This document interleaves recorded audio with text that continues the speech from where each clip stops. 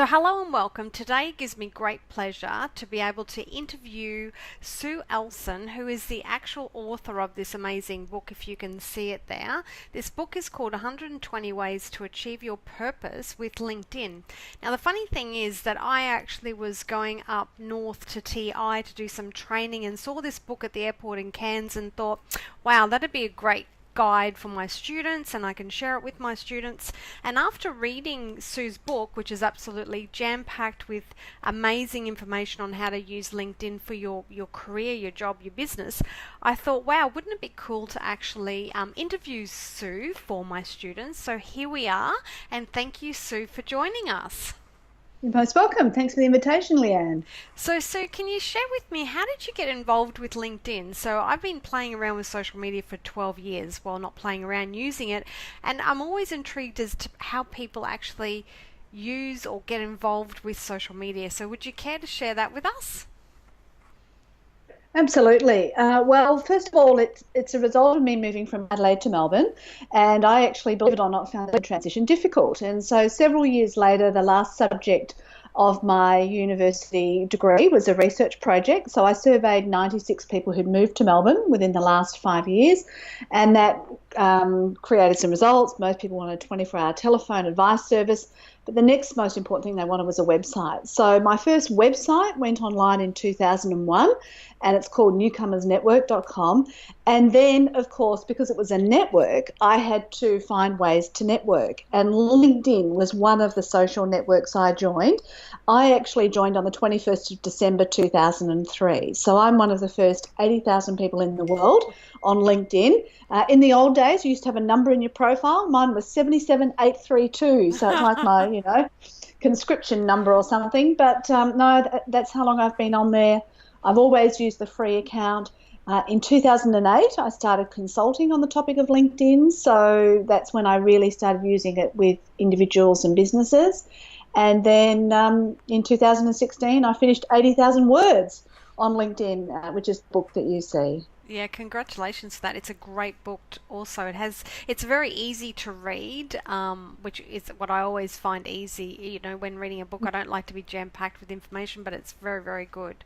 So yeah, welcome. So in regards to LinkedIn, what would you say is your philosophy or thoughts for businesses networking in general? So the reason I'm asking for that is that I obviously coach and train a lot of people too, and also personal trainers, and there's a lot of people in business out there, or even people looking for a career opportunity, that don't understand how powerful networking is and how necessary it is.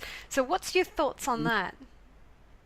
Yeah, look, it's a really hard sell because a lot of people think, oh, look, you just fill in the boxes, how hard can it be?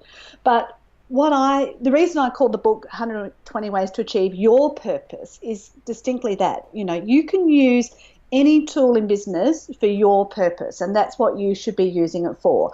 So if we think about some of the high priority purposes that LinkedIn can fulfill, first of all, if you Google someone's name, LinkedIn is likely to come up number one or somewhere on page one of Google search engine results. So that's probably your number one thing. People can find you because, as we know with business, up to 85% and even jobs are found by referrals. So if I hear that Leanne's a fabulous trainer on social media, the first thing I'm going to do is Google you, even though, my best friend told me you were fantastic. I'm still going to Google you, and then I'm going to make a decision as to whether I hire you or not based on what I find on Google. LinkedIn, you get to actually manage that. Secondly, it's a great way to keep your little black book of contacts and take it with you wherever you want to go internationally and keep, that record. And of course, the best part is everybody updates their own records, so you don't have to, change the phone number, change the contact details of anybody, on your journey. So it's a cloud-based personal database, and you can use that as your one source of truth database. You can obviously also use it to publish content. So when LinkedIn first came out, it was a network. It's moved into a publishing platform. Its third incarnation is going to be more B2B, business to business platform. So with that in mind, obviously, get some content on there that you can publish. I've written posts. I have one post on professional membership of LinkedIn, which has had more than 20,000 views since 2014. Not many places you can publish content and get that many views. It doesn't work the same way now on LinkedIn, but, there's plenty of other opportunities directly within LinkedIn. And then there's the obvious things that you do with social media, brand, followers, statistics that you can keep a record of. And, of course, my favourite activity, as I mentioned in the book, is reverse stalking, check out who's checked me out. And then I know whether or not the platform's actually working for me. But look, I can give you, another 25 reasons, depending on what you want to achieve. But I think they're the main ones, and that LinkedIn is actually very good at that. That said, although LinkedIn is my favourite, I always tell people to create Google accounts, Google brand pages, or brand account now they're called, but they used to be called Google Plus and Google My Pages and all sorts of different names. But anyway, always recommend a Google account for people. I always insist upon their own website, so there's lots of other things that I would still do. LinkedIn's not the only thing. And I probably should mention, Leanne, I'm not paid by LinkedIn. I'm completely independent of LinkedIn, so I'm not going to be selling your LinkedIn products today. Thanks, Sue. You just actually sparked a thought when you were talking about the cloud database that I'd like to sort of investigate too. So when I'm training, I often show students how they can source people within their database for services. So for example, if I need a plumber, an accountant, or whatever, I can search my network to see who knows of somebody and use them as a referral. Do you see that a lot happening with within the groups that you're talking to and speaking to? Is that so? I feel like it's a more of an international thing, even though I do it. I'm just wondering, do you think the Australians actually use LinkedIn in that respect? Oh, look, I think it depends on the person. I mean, I work with or know a tradie very well, and he says, I never look up anything online. I know that if I want a tiler, I ring the builder and I find out which tiler he uses and then blah, blah, blah. And so, look, it really depends on the individual. The enlightened people obviously do. And, one client I was working with, I just got him a review. And that's another thing that's really important. Recommendations are important on LinkedIn, but more generally in the online world, reviews are essential. Yep. And he's got one review on True Local. And as soon as he got that here in Australia, his business, people just started ringing, because he had that one review. So I think that what happens is it depends on the person. I mean, if it's somebody like my son who's 19, he uses his phone for everything, and he just does everything on the phone. So obviously the person who ranks well on Google is going to do really well if they've got reviews and they've got a good online profile. But other people, they've been in business for a long time and they rely all on word of mouth. They've got strategic alliances with a few key clients, and that's how they get their work. So it really depends on the individual. But the way I see it, if you're in business or if you're looking for work, you have to have a presence in the place where the people who need to see you see you. So, whether that's online, offline, whatever, you've got to go where your audience is and attract them to you, which is what my second book's about. There's 120 ways to attract the right career or business. So that's really about generating the right content and making sure that works for you. Fantastic. We'll come back to that book in a minute. So another thought that popped into my head was, and this is what gets me. So there are business owners out there, you're right, that have been using other forms of networking and referral-based word-of-mouth marketing. And word-of-mouth marketing is still, in my opinion, the best form of marketing. However, absolutely. Don't you think, like, I see a lot of older businesses out there and they're like, oh, well, I don't need social media, I don't need LinkedIn, I don't need this because my business is doing well. Well, that's true. It is doing well now. But what about the generation that, like your son and like my children, that are on their phone all the time? How are these businesses going to actually effectively network and get in front of the younger generation? Because they're potentially their clients too, don't you think? Oh, absolutely. And, as I said, this older tradesperson I'm working with now is looking at teaching. And that's exactly what people do. Unfortunately, in his demographic, they all go on Facebook, which, I don't see as the best way to find information. But he knows, even himself, his students require, use Facebook. So that's where he needs to be. So, you really have to work out where your audience is. It's like marketing 101, this is not rocket science. You've just got to go where your audience is. But he thought, oh, no, I don't need a website. I'll just go on Facebook. Well, no, you do need to tell the proper story of your own story on your website. That's why you have a website. And you own all the content on your website. You don't own anything that's on Facebook. And another concept that I talk about in a lot of the teaching that I do is not mentioned in the book, but will definitely be in any fourth book that I bring out, is the concept of databases. Your business has to be on the right databases, whether that be through people or online. But secondly, you have to be aware of the algorithms, and that's the mathematical equations that produce search results, in whatever platform you're talking about, whether it be in Facebook, LinkedIn, Google, some other website or directory. So the problem is with algorithms, they change. So for example, a few years ago, everybody was running competitions to like my Facebook page, and you will get a discount ticket and blah, blah, blah. But Facebook changed the algorithm. So you could build up your Facebook presence and think, oh, I'm getting heaps of business through Facebook. And then you put a post on your Facebook page and you think 1,000 people will get it. But the reality is the algorithm changed. Now 2% of people get it. So then you have to pay. And so, you're just constantly at the mercy of these algorithms. Whereas what I encourage businesses and individuals to do is build their digital asset. So whether it be LinkedIn, whether it be Facebook, whether it be Google, your website, whatever it is, keep building up your digital asset, because then when the latest fad comes through, you can respond to that if it's a good shiny object, and if it's a bad shiny object, you can just let it pass. But you have to build that digital asset. And probably the reason those other businesses are saying they don't need it is because they perceive that they've created an asset. But the reality is those algorithms and those other digital platforms can just, wipe them out in an instant. So, and it's like all forms of competition, How many blacksmiths are still around? There's no horses left. Yeah. And it's a bit like, there's petrol cars now, but there will be electric cars. So, yeah, things will always change, and business and individuals need to as well.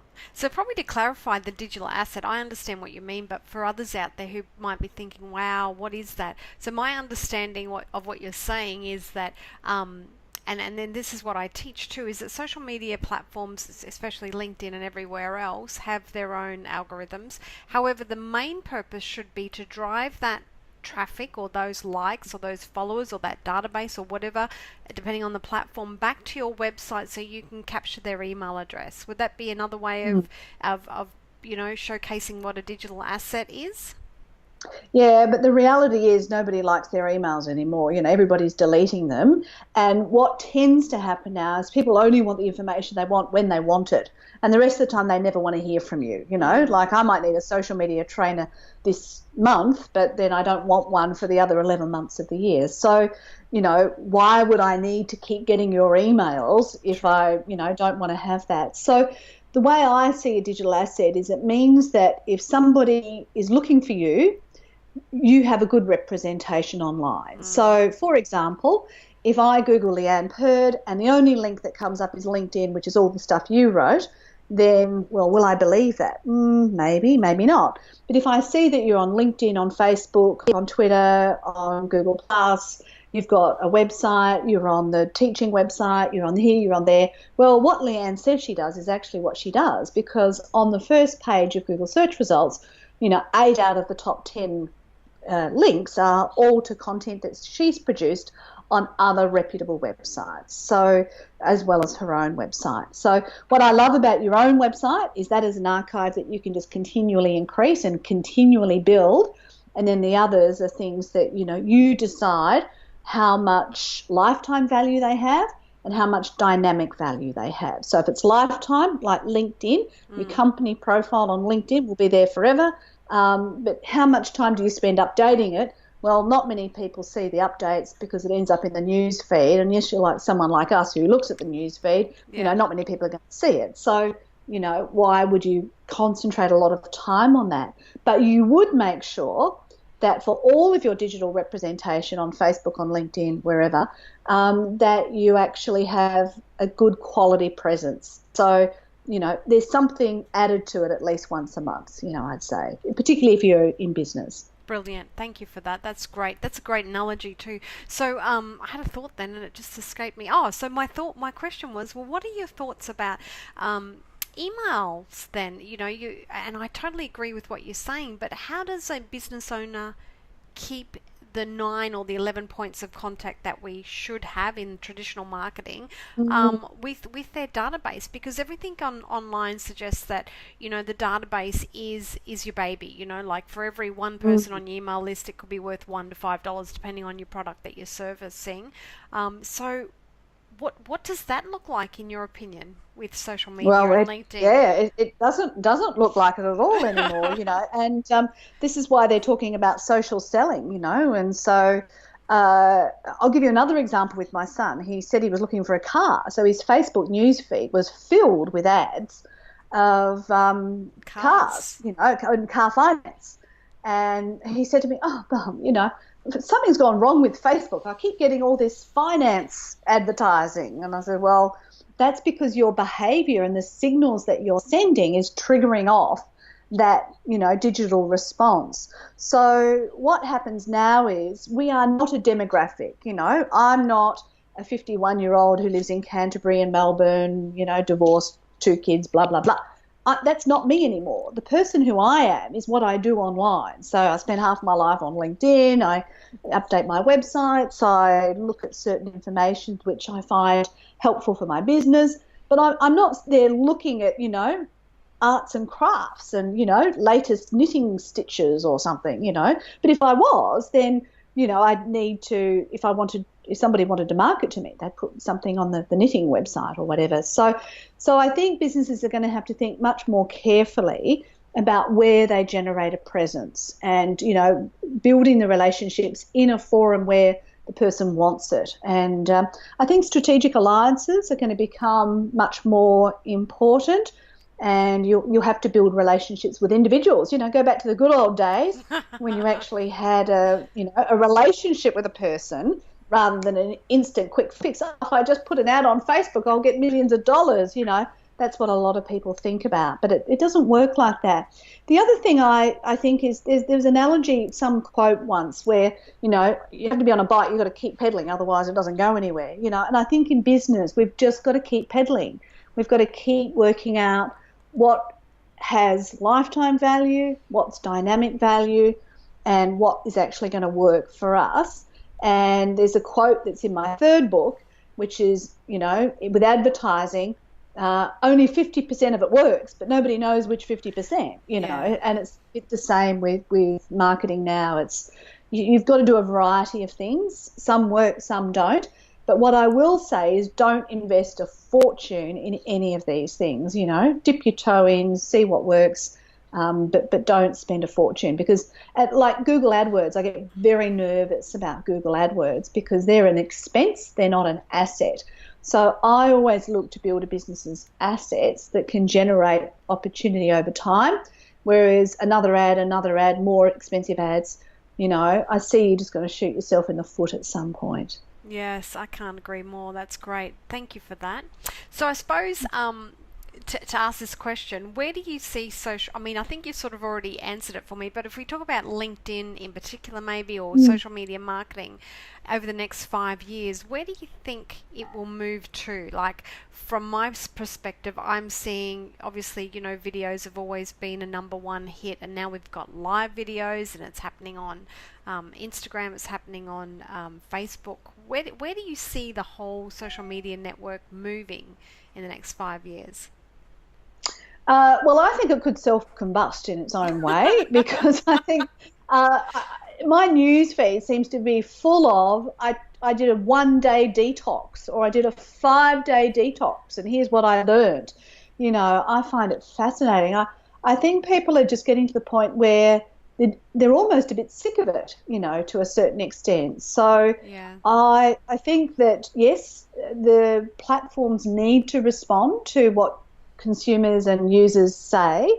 I think with LinkedIn, it's going to be really interesting because last year Microsoft acquired LinkedIn and very recently they've changed the screen of how you access LinkedIn.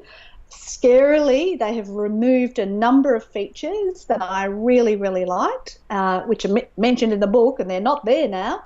There's other ways to do some of the same thing, but not quite.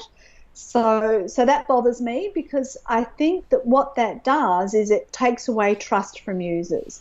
And so the social media platforms are going to have to, A, constantly evolve, but B, not lose the trust of the people along the way. Because if they do, they can die, just overnight. And, MySpace is a classic one of that. And there's other things. And yeah, I think that the really interesting thing that's happened with a lot of the materials that I teach and a lot of the people that I work with is a lot of people keep chasing the latest shiny object because they want what's new. But the reality is, to survive in business, you've got to have the common sense principles of cash flow and, making use of your time and outsourcing where appropriate, and all those sorts of things. And, I often make the joke, you can't be in business just by buying Facebook ads, and I've mentioned Facebook a lot today, but the same thing would apply with LinkedIn. You're not just going to automatically make a mozza by advertising. You have to think about the best way to reach the people you want to speak with. I suppose, the most fascinating thing or aspect of LinkedIn that I see time and time again is that, people will connect, as you say, and then I'll be at a networking event and I'll introduce somebody to somebody else and they'll be like, well, I met you on LinkedIn, rah, rah, rah, rah. I think it just provides that nice, like you said, warm relationship, or vice versa. They've met somebody at a networking event, and if they do take the time to find that person on LinkedIn, then it creates that warm lead or that warm relationship, rather than just friending somebody on Facebook for the fact of friending.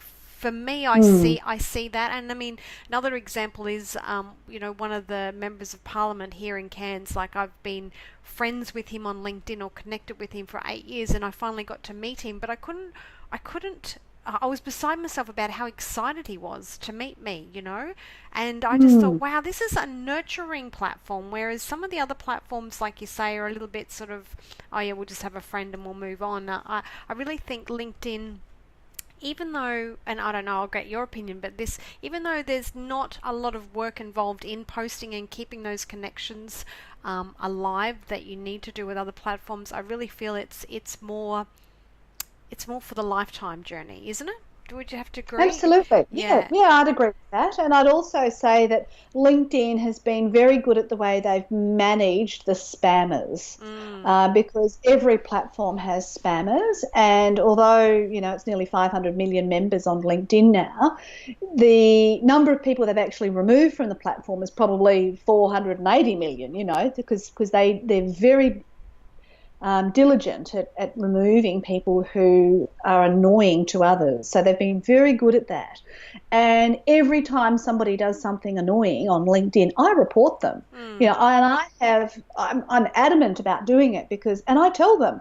And this guy says, why did you report me? That's not fair. You should have given me a chance. And I said, no. I said, if it's a first offence, there'll be no problem. But if you're doing this regularly, you're ruining the platform for the rest of the people. So I think that's what I like about LinkedIn. And I've had some really interesting emails recently, particularly from overseas people saying, oh, Sue, I've got this new platform. I'd love you to contribute to it, etc. And I said, look, I've got this project that I've, not spent as much time as I want on for a number of years, and I'm going back to that. So, look, I really wish you well. Here's a couple of tips. And then he writes back, oh, yes, I looked at your project. It looks fantastic. I really admire what you're doing, and thanks for the tips. I'll follow those up. And so he wasn't upset that I didn't contribute. He was just really pleased that I responded and, I still shared something, and it was okay to say no. A lot of people think, oh, if I get on this social media, I'll get all these millions of requests. Well, I used to get a lot of requests from people who say, oh, yes, I want this and I want that and I want it for free. And I felt like saying, you've got to be joking. I mean, if I came to your country, would you give me a visa and a job and everything for free? Like I can't even give them a visa, because I'm not a migration agent. So then what I did is I thought, right, I'm going to stop this. I'm just going to change my message. So if you look at my LinkedIn profile, I tell people, this is how much I charge. And believe it or not, all those annoying, pesky calls from people, wanting everything from nothing have just stopped. But that said, I'm happy to help people. So I publish heaps of information for free. So if they want free information, they can still have that. There's no problem. But I don't have time to provide personal one-on-one service for everybody who's interested in migrating to Australia. Yes. I'm a very capable woman, but not that capable. So, Yes, yeah. And our time is worth money, Yeah. So let's, if we can just have a bit of an overview, what is the best kept secret of yours, if you're willing to share, in regards to LinkedIn? Yep. Gee whiz. Or the number one My tip? best kept secret. Fill out your profile. Yeah. Oh my goodness. I bang my head against brick walls, so often, even with the clients who pay me, and they don't fill it in, and then I say, well, I can't help you, anymore. I mean, you've got to fill it in. And because if you don't fill it in, it's just not going to work for you. I mean, if you want work as an artist, and you don't have the word artist written anywhere on your profile, how do you expect to come up in search results? I mean, it's just, it's probably the most basic, but it's also really the most important. And then if you want artwork, well, what artwork do you want? Do you want sculpting, painting, drawing, whatever? And I work with a number of young people and university students and other people at the beginning of their career, middle of their career, end of their career. And regardless of where you want to go, you can do that with LinkedIn. So, for instance, I've spoken to a lot of Rotary clubs. I think, oh, no, we're retired. We don't want all that hassle, blah, blah, blah. And I said, well, why don't you write on your LinkedIn profile that you're retired and you only want to hear from people who are doing family research, and then it will stop. Yes. I mean, it's not rocket science. Just complete your profile. So, yeah, you need to think about what you're trying to achieve. And look, if you don't know what you want to achieve, I have written an article called How to Choose Your Next Job or Career, and that's on my LinkedIn profile under posts. And that talks about creating a mind map and working it out yourself. So yeah, if you're not sure, just follow that article. But yeah, fill out your profile and do it well. And I know you've probably got lots of tips. I've got lots of tips, but filling it in is the first step. Brilliant. Thanks for that. All right. So let's just delve into the new book. You said book number 2, book number 3, book number 4. Wow. Sounds exciting. It sounds like you're going to be really busy this year writing your book. Yeah. So when's the next book about to be launched? Oh, no, I don't have one in the process at the moment. Don't. I just joke about the 4th one. But I launched the book you've got in February 2016, my 2nd book in May, and then my 3rd book in August. So it was 3 books in 1 year. So it was pretty crazy last year. And when I was only going to write 40,000 words to begin with, but then I realised I'd got to 80,000. I thought, oh, no. So then I had to write the other 2 with 80,000 words. I'll just grab them. I've got them here for you.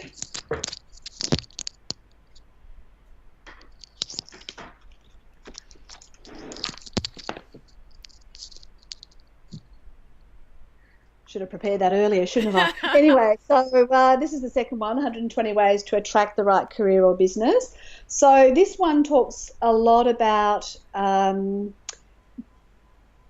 different ways to attract an audience, your content, your people, your platforms, your different processes, possibilities, building your brand, building your network, building your website, and overcoming any challenges. So this one is based because I've done a lot of work with people who've been unemployed for a long time, and they find it particularly hard to go down this journey of online content and even updating their resume. So lots of stories in this one so that people can sort of go on the journey a little bit.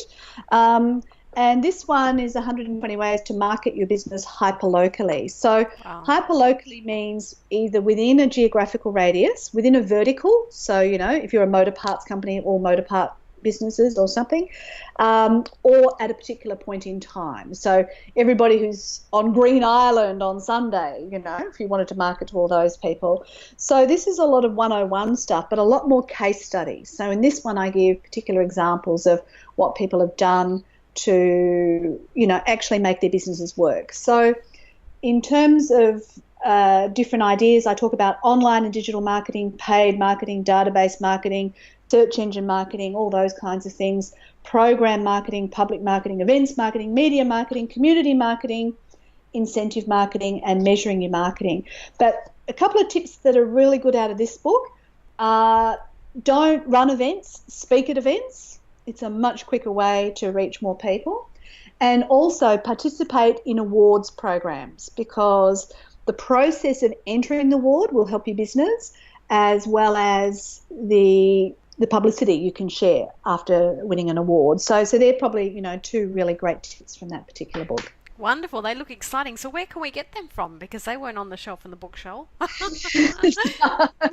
Oh, when you're a self-publisher, you do things in stages. So, yeah, my first book is available through a distributor. These books are on bookdepository.com, which includes postage. So they arrive in about a week, but they're only printed on demand. So I look at it as a little bit more, what do you call it, environmentally friendly to print that way. Oh, fantastic. Well, I'm going to get the next one because that looks amazing. And I really did enjoy LinkedIn, even though, you never know what you don't know. So there were things in there that I didn't know, and I just thought it was fantastic. So thank you. Thank you. All right. So is there anything that I haven't asked you today that you would like to share maybe? On LinkedIn? On LinkedIn or on anything, actually? Oh, wow. Okay. Well, in terms of, helping your students, I call myself a learning junkie. I love to learn. And look, one of the best parts of my career and business life has been learning. So this is not the last seminar anybody will ever listen to, I hope, Leanne, for your sake and mine. Yeah. You've got to keep learning. It's absolutely the best way to keep yourself interested, motivated, employable, everything. So, continually learning is essential with your career or your business. Secondly, I think it's really important to understand the fundamentals of everything, as well as understand what's out there, latest and greatest stuff. Because if you really understand what you're trying to achieve or what your business is trying to achieve, then you can ask, at least 3 people, get their 3 different views, but then take the responsibility and make the decision yourself. And don't fiddle and fuss and say, oh, well, I should have done this. No, you made the decision, live with it, and just keep going. And probably the last one is get enough sleep. Yeah. Because if you get too tired, everything's impossible. Yes. I tend to burn the candle at both ends myself, but every so often I think, oh my goodness, it would have been a bit easier if I'd maybe gone to bed a bit earlier. But I love my life. I love what I do, and I love the freedom I have, and there'll be more to come. What the next book will be, I'm not sure about. I've joked with friends about 120 ways to be a bad mother, because I think when your kids are my age, they're always criticising you for what you should have done or didn't do or could have done or something or another. But they've actually got really successful lives. So I say, well, I've been a bad mother, but they've turned out okay. Yeah. And I think that's a bit of a joke. I don't think I really want to do that. But what I am interested in doing is I really like writing some rhyming poems type thing.